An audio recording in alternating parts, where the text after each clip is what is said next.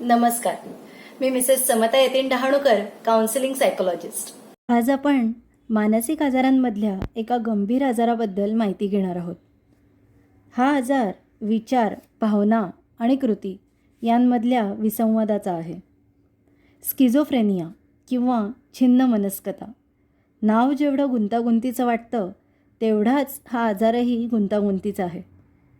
या आजाराची लक्षणेही प्रत्येक व्यक्तिगणिक वेगळी आढळतात.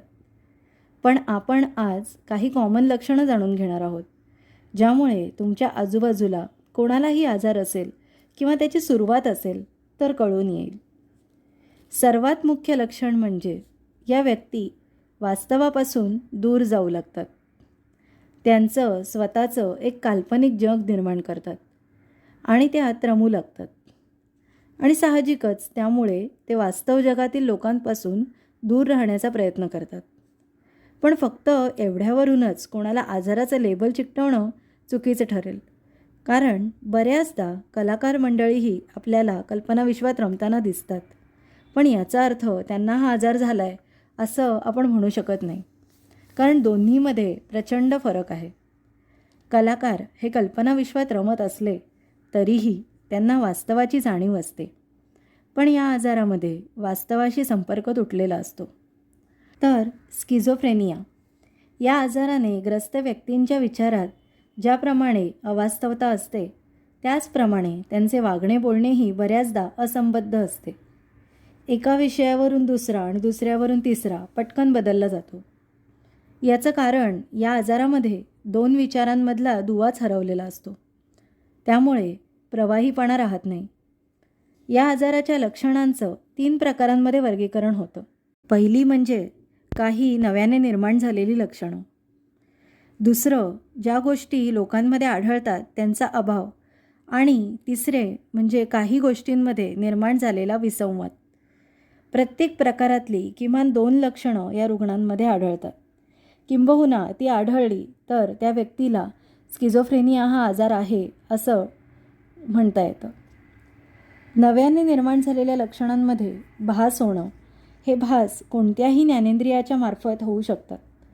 जसं प्रत्यक्षात नसलेल्या व्यक्ती दिसणं, प्रत्यक्षात नसलेले आवाज ऐकू येणं, तसेच चव, वास आणि स्पर्श या माध्यमांतूनही होऊ शकतात.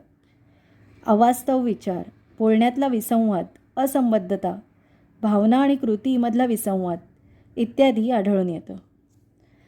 दुसऱ्या प्रकारच्या लक्षणांमध्ये भावना व्यक्त न करता येणं, कोणतीही गोष्ट करण्यासाठी लागणाऱ्या उत्साहाचा अभाव, भाषेमध्ये प्रवाहीपणाचा अभाव, कोणत्याच गोष्टीने आनंदी न वाटणं, लोकांमध्ये न मिसळणं आणि औदासिन्य हे आढळू शकतं. तिसऱ्या प्रकारच्या लक्षणांमध्ये विचारांमधला आणि बोलण्यामधला गोंधळ, अतार्किक विचार, वागण्यातील आणि हालचालींमधील विक्षिप्तपणा इत्यादी आढळू शकतं. या आजाराची सुरुवात पौगंडावस्थेत होते. आजाराची सुरुवात होण्याआधी तणावपूर्वक नातेसंबंध, शैक्षणिकदृष्ट्या मागासलेपण आणि उत्साहाचा अभाव ही लक्षणे व्यक्तीत आधीपासून जाणवू शकतात.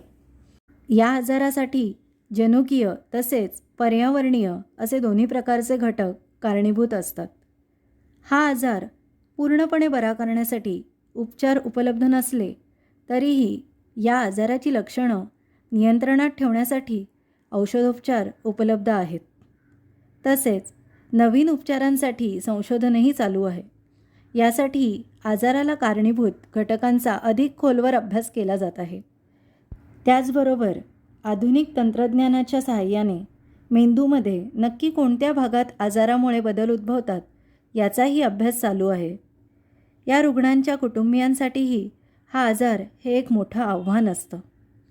कुटुंबियांनी या व्यक्तीला उपेक्षेने न बघता कुटुंबातला एक घटक म्हणून स्वीकारणं या रुग्णांसाठी लाभदायक ठरू शकतं.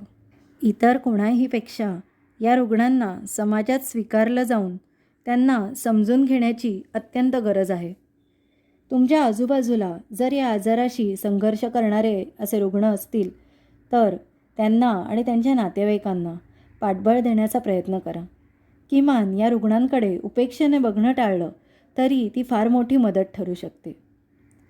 तसा या आजाराबद्दल जितकं बोलावं तेवढं कमीच. पण आजच्या या माहितीमुळे तुम्हाला निदान या आजाराबद्दल थोडीफार कल्पना तरी नक्कीच आली असेल. काळजी घ्या, तुमचीही आणि आजूबाजूच्यांचीही. आज मात्र इथेच थांबूया. धन्यवाद. नमस्कार. तुम्हाला जर माझे व्हिडिओज आवडत असतील तर लाईक, शेअर आणि सबस्क्राईब नक्की करा. धन्यवाद.